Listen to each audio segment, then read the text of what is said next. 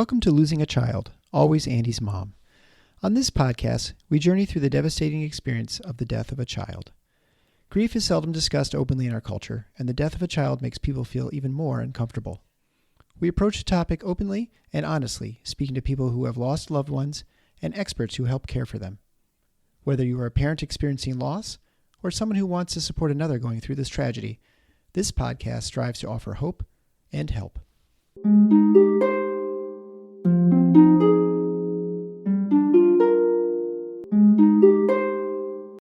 Welcome to episode number 356 of Losing a Child, Always Andy's Mom. I'm Marcy Larson, Andy's mom. Today, I have the pleasure to introduce you to Bryan. Bryan is Noah's dad. Bryan is also the author of a new book. His book is called The Gift of a Broken Heart, How Our Grief Can Connect Us. And I was really struck when Bryan first emailed me about how compassion has really been such a part of his life since his son Noah died.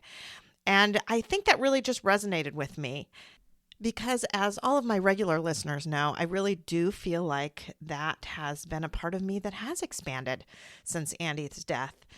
You know, you don't like to think of good things coming from something so horrible as losing your child, but I do think I'm a more compassionate person, and Bryan feels that way as well. So I know you'll enjoy listening to him today.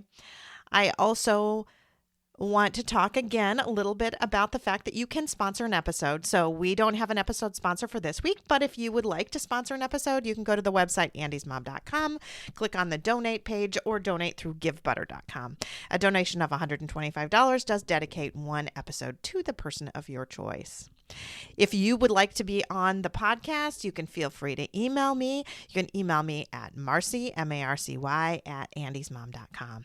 Even if you don't want to be on the podcast and you just want to share your story, I love getting emails. I love hearing about all of your children.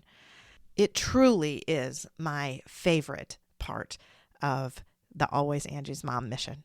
Right now, though, I just want you to sit back and enjoy listening to Bryan, Noah's dad.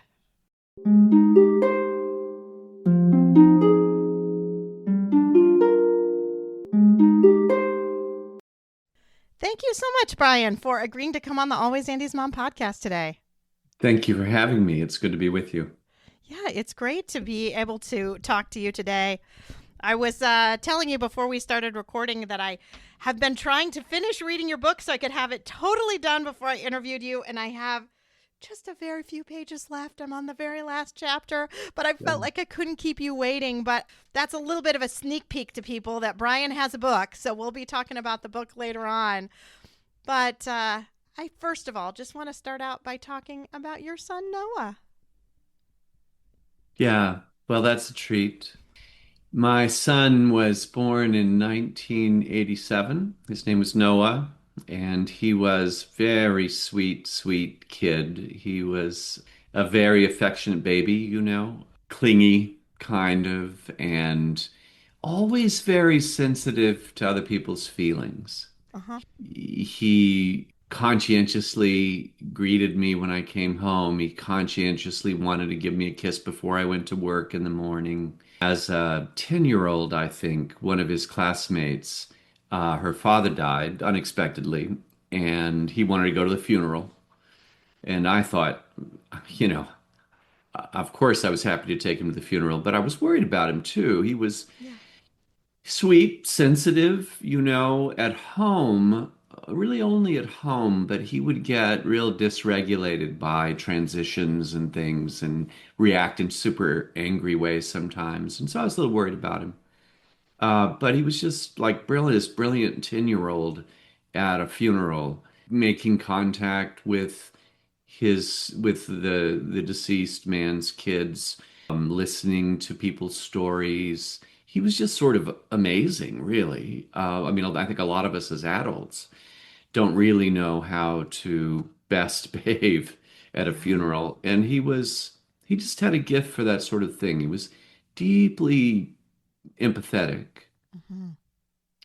very popular with his classmates. As he became a teenager, he was very popular with girls.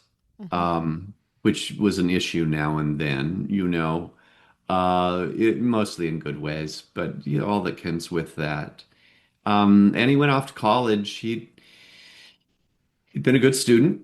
He went off to college. He studied finance and Chinese, and we were, yeah, of course, very proud of him. We are very proud of who he was. And then in college, he always seemed to be ill, and we never got a good diagnosis. This started probably in his sophomore year. He wanted to manage his own health care, and he was a grown person, so he did. But it was all kind of mysterious. And we probably should have clicked to what was going on sooner than we did.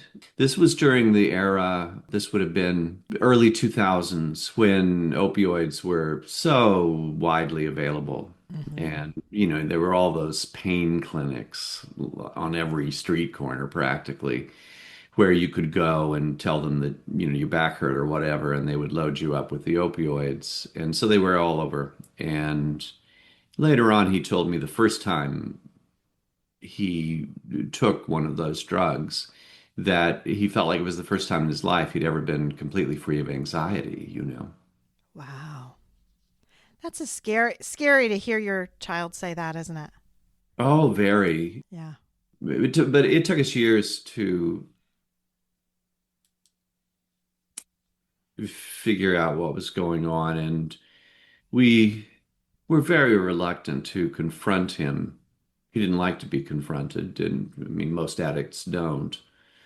Um, but he had moved to Hawaii with his girlfriend, lovely young woman. And just gradually, his life sort of came apart, and then he came home. Yeah. And then we went through the ordeal of loving someone who's an addict. He went through a rehab. He was sober for a while. He worked in my company, worked for me, not directly, but in the company I ran. He was good at it for a while, and then he backslid and he became gradually less and less dependable. His coworkers who had really liked him gradually grew somewhat frustrated, and eventually I had to fire him from my company, which was a terrible thing to have to do, Oh, you know. yeah. 100%. Um, and then there were 2 or 3 years of in and out of rehabs, in and out of jail, wrecked cars, and just sort of general mayhem. And looking back, Marcy, the I can see, knowing him and loving him, how his sensitivity created, some desire for relief, and how those two, sensitivity and addiction there are connections between those things, right? Hmm. Yeah. And the end of that story was, oh gosh, we had been through so much. At the end we were paying his rent, and we knew that we were enabling him to destroy his health and to destroy his life. And eventually we told him, look, we're not going to pay your rent anymore. We'll pay for rehab again, but we're not going to pay your rent because we just feel like we're Yeah. supporting your destruction in that way. And he was super understanding. I have to say, one of the most truly heartbreaking things in loving a person deep in addiction, it was just truly heartbreaking to see him when he was sober, the remorse he felt Yeah. and the shame. That was truly heartbreaking.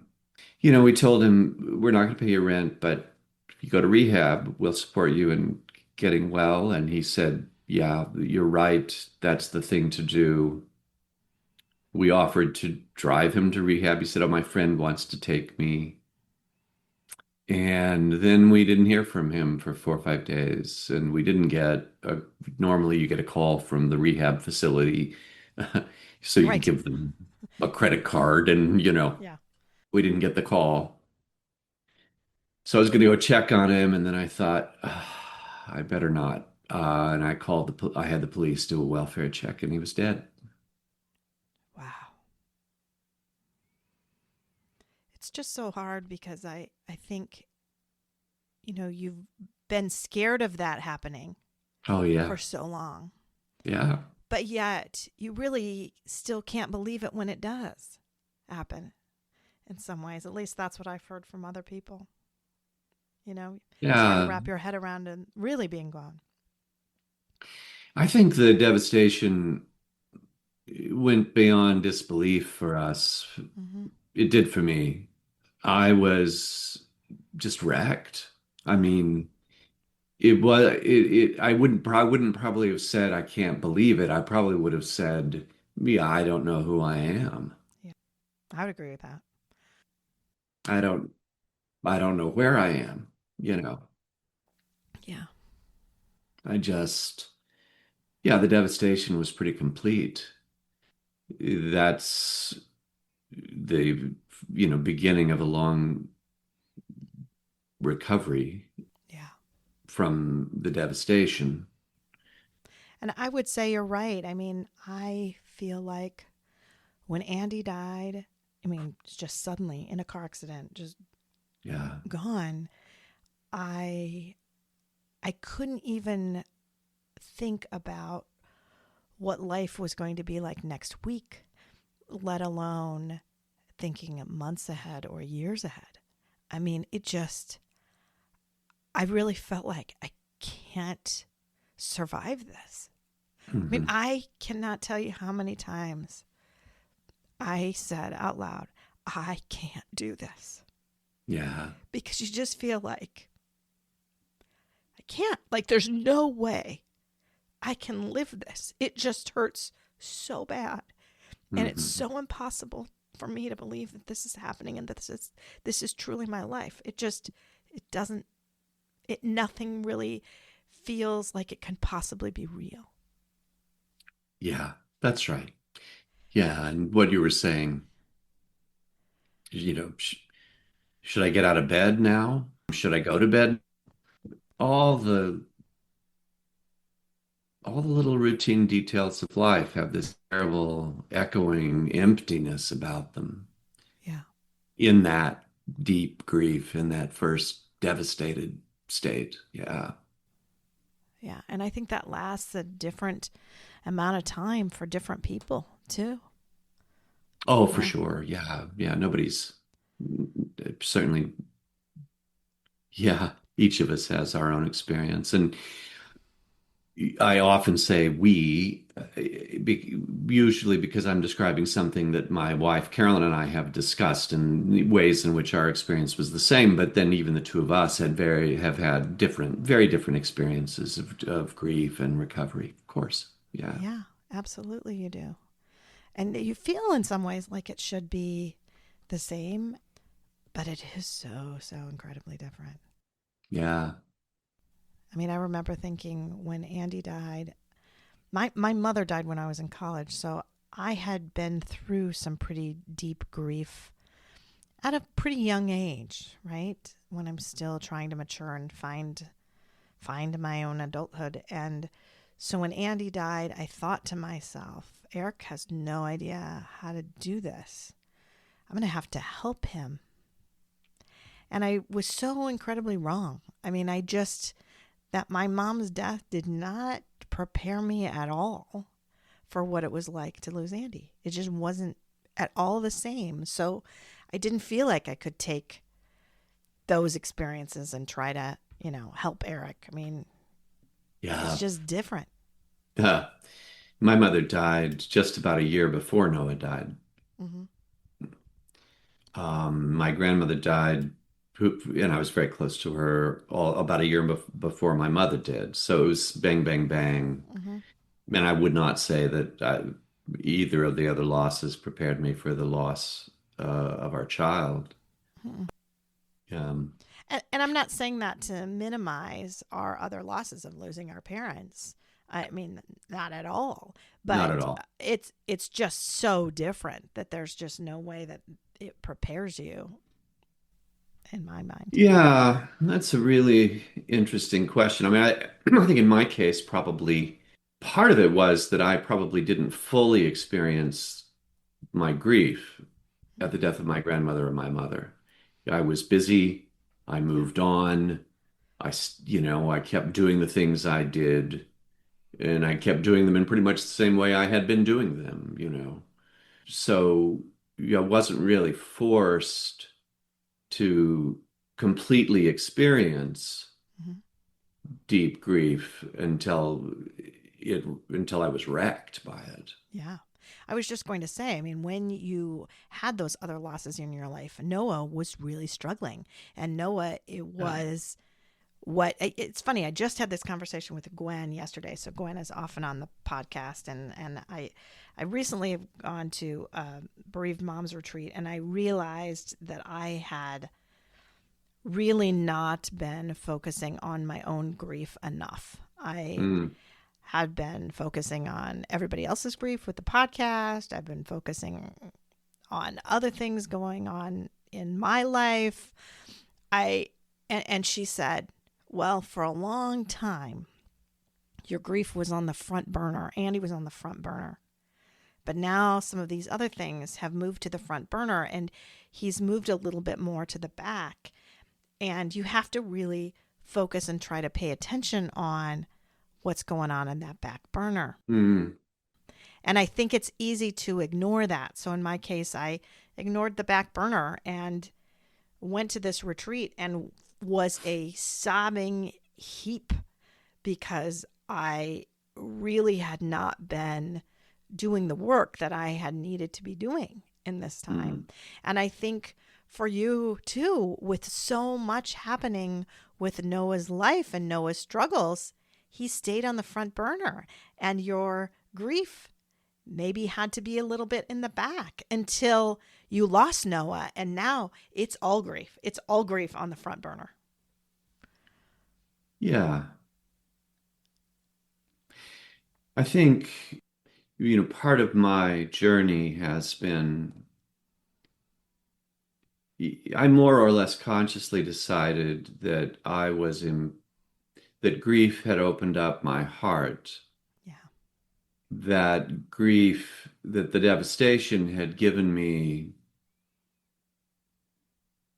a new empathy for other people in their grief, in their suffering, in their sadness Mm-hmm. that I had not had before. And I think more or less consciously decided I wanted, to the extent I could, to maintain that open-heartedness, not the devastation, not I was incapacitated large parts of the time for a while. Mm-hmm. And I didn't want to be incapacitated, but I thought, you know, if I can be to any extent improved by this experience, then that can be part of Noah's legacy. Yeah. That in a way I can let him give me this. Yeah. It's daily practice. Mm-hmm. Mm-hmm. You know, I'm a meditator, and part of my daily meditation ritual is to remind myself that carrying deep sadness is a condition for me being as compassionate a person as I can be. Mm-hmm. Yeah. Carrying the sadness is a condition for being as kind a person as I can be. And so I try to practice it. It's beautiful. I mean, it's something that I would say, I've said many times too, that I became more compassionate after Andy's death. I mean, we talked about earlier about how I said I can't do this, and I had another pediatrician come up to me at the at the funeral home actually, and I turned to him and I said, I can't do this anymore. Like I can't be a pediatrician anymore. Yeah. And a lot of it was when your child dies and your life's work is to keep children healthy. Mm, yeah. And I didn't for my own. You feel even more like a failure. You feel like as a Oh, parent, you're supposed to keep your kid alive. As a doctor, I'm supposed to keep all kids alive. And I yeah. couldn't do that. And so I really felt like I was never going to be able to practice again. And I tried to for a few weeks after Andy's death, and then I left for a full year, actually. But I remember him saying to me then, he held my head and he said, she said, you will be able to do this because that's who you are. And you will be a better pediatrician than you ever were before.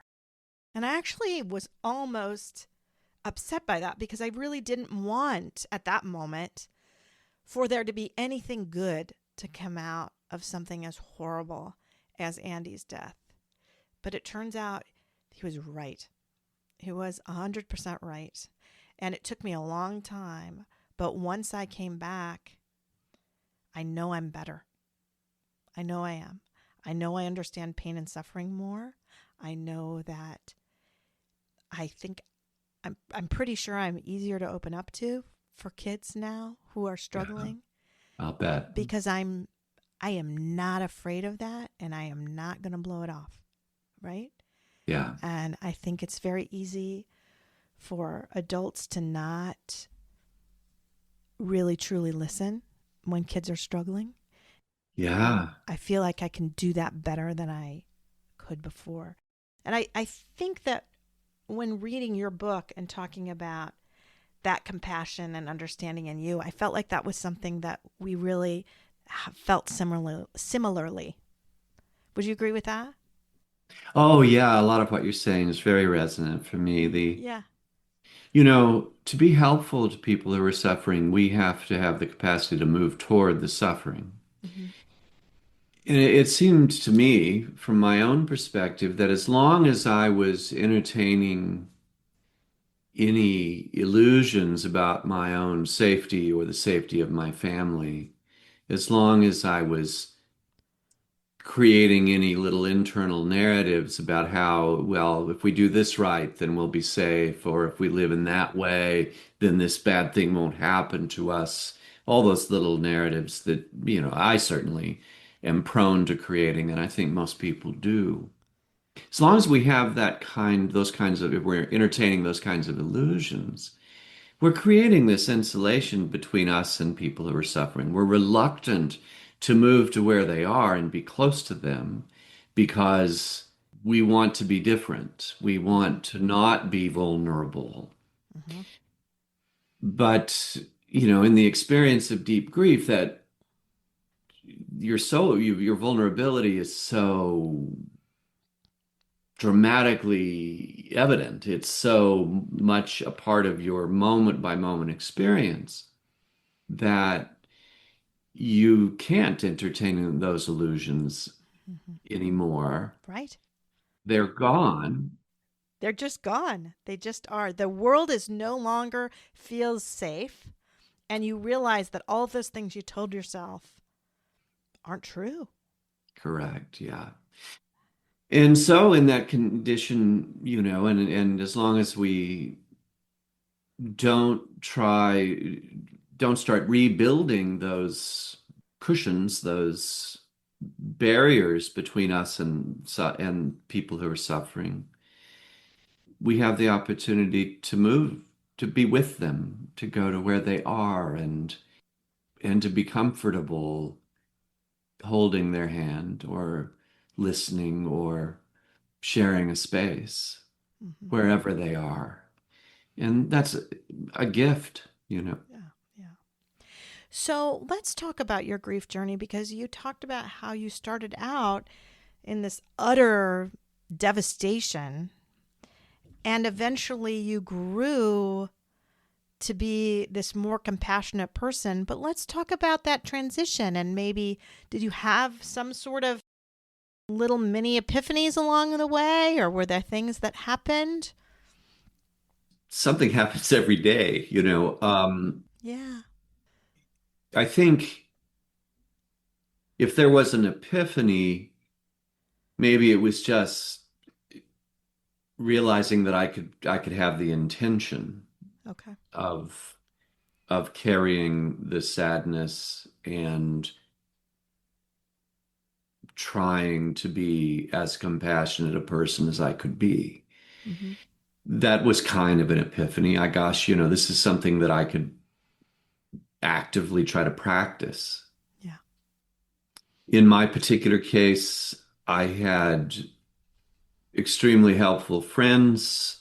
Several of them happened to be Buddhists, and I'd always been a kind of book Buddhist before that, but I definitely committed myself in a new way to meditation practice and to Buddhist practice. Mm-hmm. To be clear, but maybe Buddhism is a religion. I'm not, but it isn't directly comparable to other religions because it's really based in meditation practice. Practice. It's really based in just the value of sitting and watching your own thoughts and feelings non-judgmentally, Mm-hmm. sitting in a friendly, unconditional state with a friendly, unconditional regard for yourself. Mm-hmm. And it's really that's Buddhism, and the fact that that can, result in greater equanimity and a new sense of joy. That's the whole thing, really. But the practice I found super valuable, and those particular friends sort of led me in that direction, and it's become a real deeply important part of my life. Well, when I think about the even epiphany, so I certainly had one epiphany moment, but it was very interesting. I was just in a store and I was looking at a very frazzled mother who was in there with her three kids and she was trying to do back to school shopping and was, visibly kind of harried, I would say. And I remember looking at her jealously because now I was in there with just my two kids. My middle one was gone. Oh yeah. Yeah. And I was jealous. And I thought for a second, what would you do if your middle one was suddenly gone? And then my epiphany moment was when I thought to myself, I don't know that there didn't used to be four Right. because I have no idea. And that was my moment to think on the outside, I looked like a person who was there with my two kids doing back to school shopping. People didn't Yeah. see Right. the brokenness that I had. And then it made me realize I can't see the brokenness. And I have no idea why she was seemed upset. Could be something totally different. Could be that, she and her husband just separated, or her sister died, or something else Right. traumatic happened. I have no idea. Or Right. that, like I said, that there used to be four. It was really a moment to me that changed how I thought, and I think made me so much more compassionate because I just looked at people differently because I don't know what kind of suffering may be happening to you, you know? Isn't that an amazing, that little thing that you're describing where we can assume or accept that human beings are all in some degree of sadness and Mm-hmm. pain. Mm-hmm. And when somebody honks at me in traffic and gets angry or shakes a fist at me or Yeah. shakes a finger at me, I, you know, instinctively I react with my own anger and aggression toward them. But if I just practice, if I carry the assumption that that person is in pain and that person is suffering and their frustration is a product of that suffering, it feels completely different. Yes. My reactions are different, but it feels completely different. You did a really nice job of describing the envy or jealousy that you can feel as a bereaved parent Yeah. for other parents nearby who are not bereaved.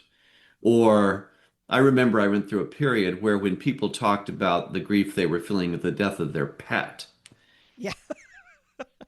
I would just Yes. kind of boil a little inside, I would just Yes. and Yeah. and then, at some point we're talking about epiphanies, at some point it occurred to me that I don't know how anybody's grief feels except Yeah. mine. Right. I Right. don't know. I know that people, when their pet dies, when their dog or their cat dies, they feel a lot of grief. It's Mhm. very sad and it's hard for them to recover and they really go through something. And I cannot create a hierarchy of Yep. that weighs my suffering against somebody else's suffering. That's completely irrational. I cannot know. Right. And so I think you've described a, a, a very realistic view, which is whoever we see it has grief, is carrying grief, and whoever we see is suffering. And if we work at it, maybe we can keep our heart open to that and open to Mm-hmm. them. Mm-hmm. Mm-hmm. Well, another thing I'm thinking about with as far as epiphanies go with you is something that I did read in the book about kind of that first time, or at least what it said in the book, that you really felt some joy again. You laughed, Yeah, and you realized you could feel joy and sorrow at the same time. So I'd love for you to touch on that a little bit because I do think that was a bit of an epiphany moment for you. for sure. That's right. Yeah, Carolyn and I remember this moment the same, which, Yeah. in a long marriage, that's not always the case, but we do Right. we do remember this moment the same. And we were I think we were on a walk and we were having a conversation, the sort of why did this happen conversation. Yeah. We had that conversation a lot. And there was never any kind of conclusive answer to that. And I think we reached the usual dead end in our unpacking of our emotions. And one of the other of us, neither of us remembers which of us it was, but one of us said, "Oh, well." And there was a pause, and then we both started chuckling because the relief of that acceptance, the suspension of the need for some kind of narrative about why and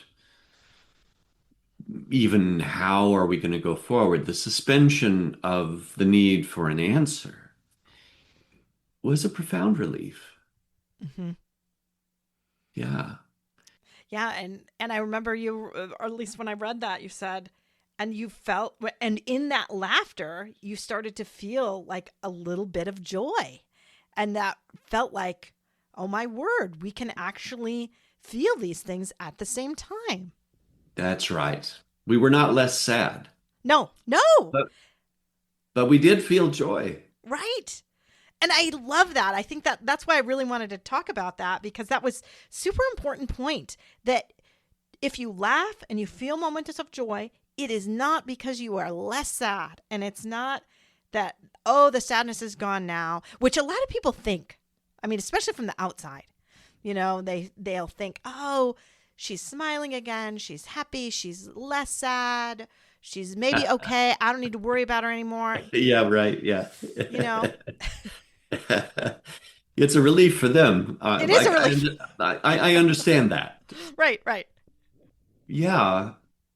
We were taught in, earliest childhood, we're taught, are you happy or sad? Yes. Right. And we know that happy is the goal. We're taught that happy is the goal. And it was immediately, even in that moment, evident to me that those are not two ends of a continuum. Yeah. And the joy and sorrow, joy and sadness are perfectly compatible in the same moment. Yeah. Yeah. So, so, so true. And that was a revelation. Mm-hmm. And then that led me to think about what was I doing with joy? What was I doing with my happiness up until experiencing joy in that particular way, in that particular unconditional, open, spontaneous way? And I realized that, most of the joyous moments in my life, I immediately started creating. I tried to understand the conditions for the happiness or for the joy, and putting labels on things and trying to set it up so that I could recreate that sense of happiness or joy. And that it occurred to me that the spontaneity of feeling joy in the context of the sadness gave me an opportunity to try to live in a way that is open to that kind of spontaneous joy arising at any moment, regardless of conditions. Mm-hmm. And I can't know because I can't re-inhabit how I experience life. I mean, I have memories, but memories are not particularly reliable. I cannot know exactly how I felt joy 15 or 20 years ago. But I know I feel it in a very exquisite and acute and powerful way now. Mm-hmm. And it does not require that I ignore the sorrow, that I ignore the grief. It doesn't require that I set up any sort of jolly set of conditions or hang confetti. It doesn't require anything. It's just there. Mm-hmm. I'm grateful for that. I feel like that goes along so much with, I told you that I just went on this retreat weekend with some bereaved mom friends of mine, and I had mentioned how incredibly sad I was, but I laughed a lot. Yeah, there you go. Yeah. I mean, we had a lot of joy-filled times, and they filled me up, and I came away feeling better after, so it really had so much of both. I had some of the lowest lows and the highest highs all wrapped up in one 4-day stretch. It was beautiful. Yeah.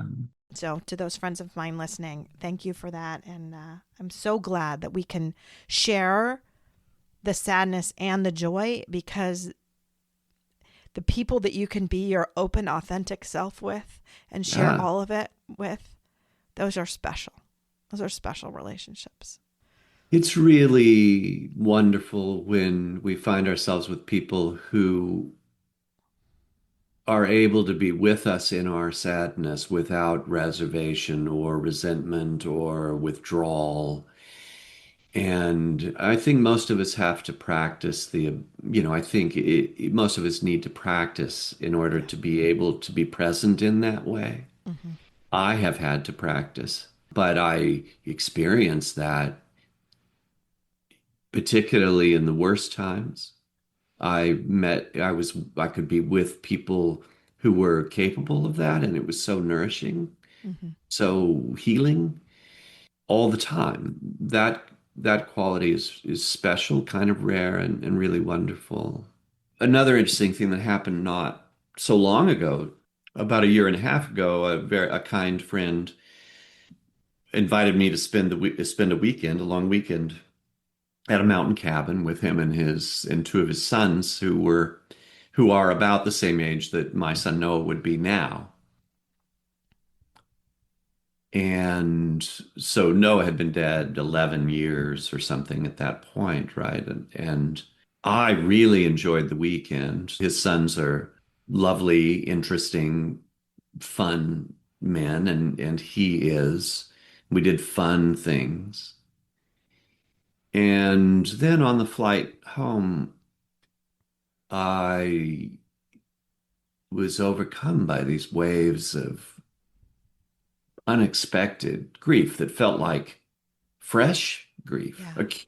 acute grief. And I realized I was grieving anew because I would never get to be with my son Noah in his mid 30s.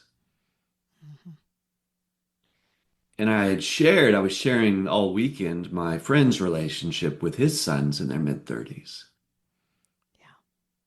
And I realized, one doesn't just lose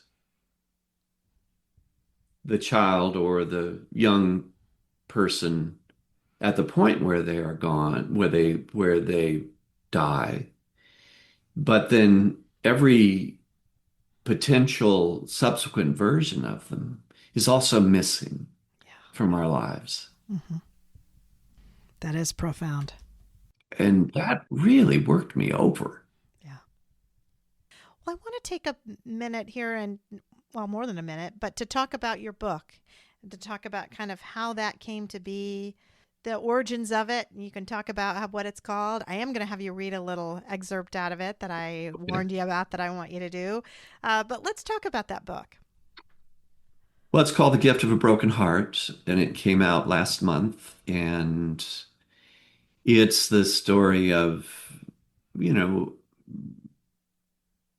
much of what we've been talking about. It was the story of what we lost, about the experience of deep grief, and the way it opened my heart. And then it's a book about how I practice now Yeah.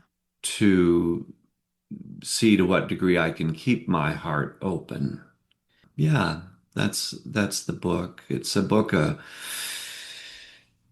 about recovery, you could say. I mean, recovery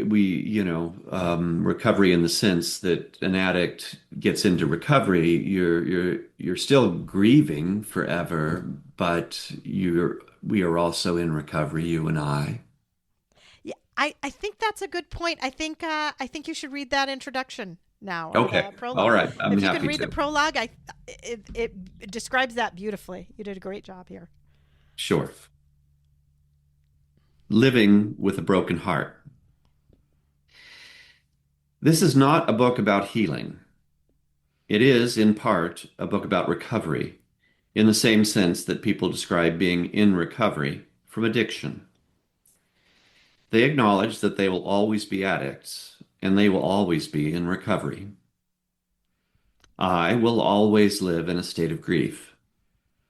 My heart will stay broken. And I think, in many ways, that my life has been improved by that. I think I have been improved by that. Grief is with us, the deaths of our loved ones, our own disease and death, the end of a treasured relationship or some sad disappointment in the state of the world. Grief has many points of origin, but it is here, and as long as we live, it will be. It will, at times, frighten and disorient us. We may lose our sense of joy. We may lose our sense of identity and self-worth. Worse, it may dampen our will to live. We may not treasure life or self anymore for a time. In that dark place, we may feel we have no reason to feel affection for ourselves. Joy may feel like a self-indulgence. Happiness can seem like a distant memory. That was, for a time, my experience after a terrible thing happened in my life. I just think that was such a beautiful way to start the book and talking about that. I loved especially that comparison of grief and addiction, and that you are always someone in recovery. You will always be that person in grief. It never goes away completely. That is kind of who you are now. It changes you, but I love how you talked about how it can certainly change you for the better. Yeah. And, one of the dangers, I think, particularly, I think one of the dangers in that deep grief situation is that we, in an effort, I think, to honor the relationship we're grieving, there's the temptation to solidify that grief and not to let it evolve. And I think part of the reason we are tempted in that direction, Marcy, is we're worried that we're going to forget Yes. the loss. We're going to forget the person. Somehow it dishonors them if Yes. we are joyful. Hmm. But if we are gentle with ourselves and with the grief, it evolves. It doesn't ever become less sad, but it doesn't solidify or hold us in that dark place. Hmm. It becomes a different kind of quality or a different kind of companion that's with us as our lives move on, not away from the person we loved, but in a way, in a healthier way, I think, with them in our hearts, in our memories, in all the ways they helped make us who we are. That's also one of the messages of the book is that our grief experience and the grief itself can, in a way, be an enhancement to our lives and an enhancement to who we are Hmm. if we let it. It's funny, I often talk to kids who are suffering with anxiety. And that is something that is innate in some people, that they just have more Yeah, anxiety than yeah, others do. for And sure. I've said to them that the goal should not be that we are going to get rid of all of your anxiety. But what I want to do is, this anxiety is now just this huge thing blocking you in your life. Mhm. And we want to get it so it's off to the side, and it's always going to kind of be there.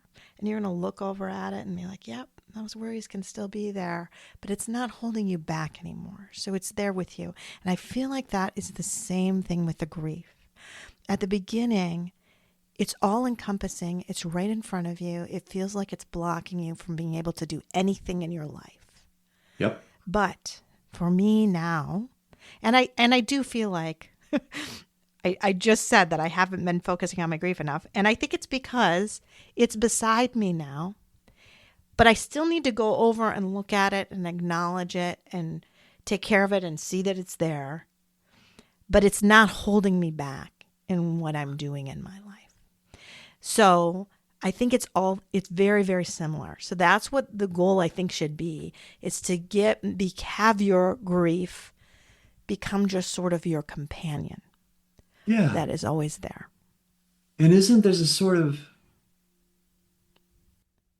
I like the word friendly. Yeah. There is a way for one to be friendly with one's grief Hmm.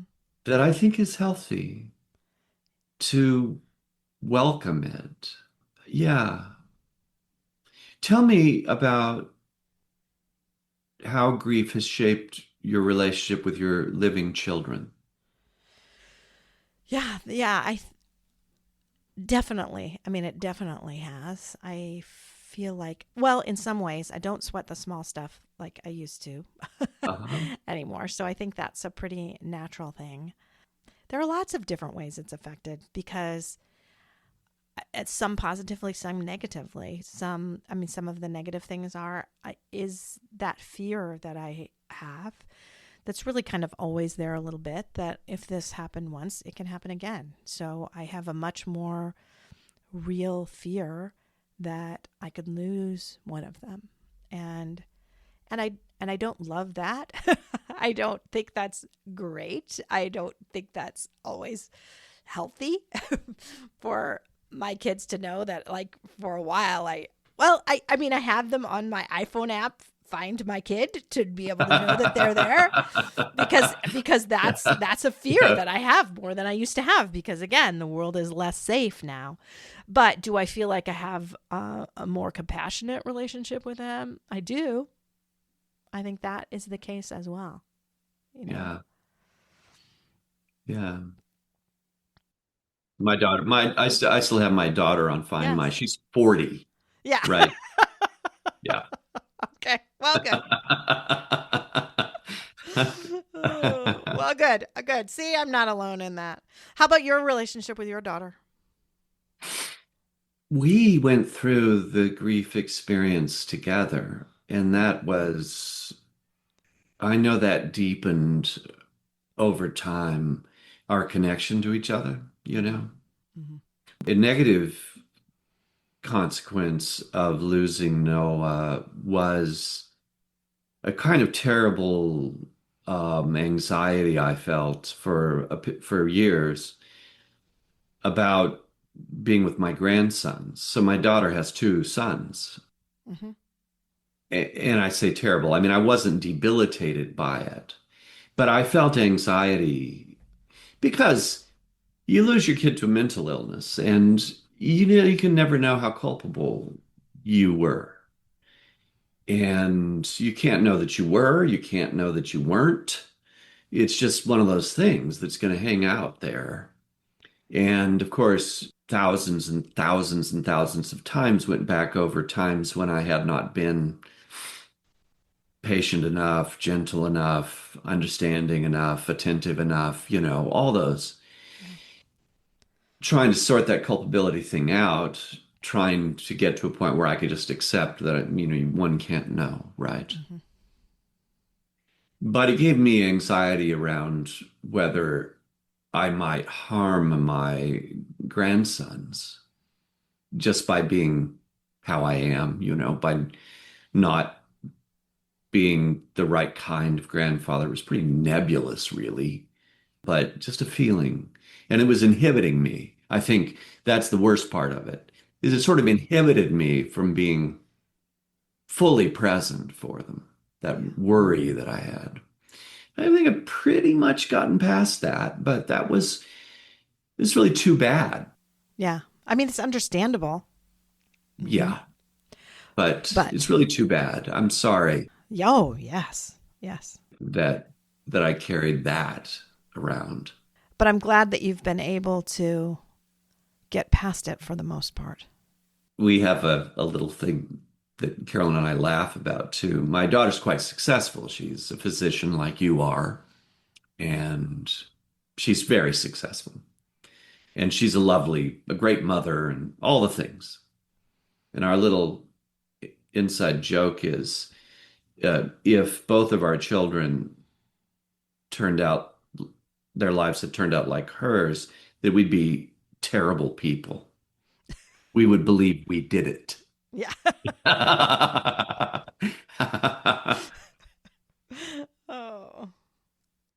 So there's that culpability thing. You can't know in what gifts you've given them, and Right. That's what I was just going to say. I mean, you feel that, but you cannot know how you've injured them. You really can't know. yeah. Yeah, Yeah. You can't know. You can't know. yeah. Well, thank you so much for coming on the podcast today. So let people know how they can find your book. Well, they can get it most of the places. Yeah. It's on Amazon, it's on Barnes and Noble, it's on bookshop.org.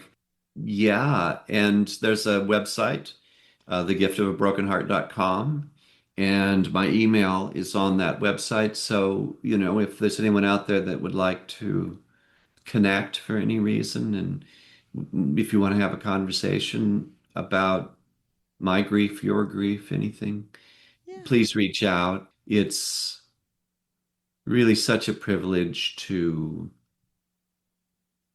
be able to connect with people around these topics, including you, Marcy. It's a great privilege to Yeah. connect in this way. And yeah, so thegiftofabrokenheart.com or your favorite bookstore. And the book is called The Gift of a Broken Heart. Beautiful. Well, thank you so much. Thanks, Marcy.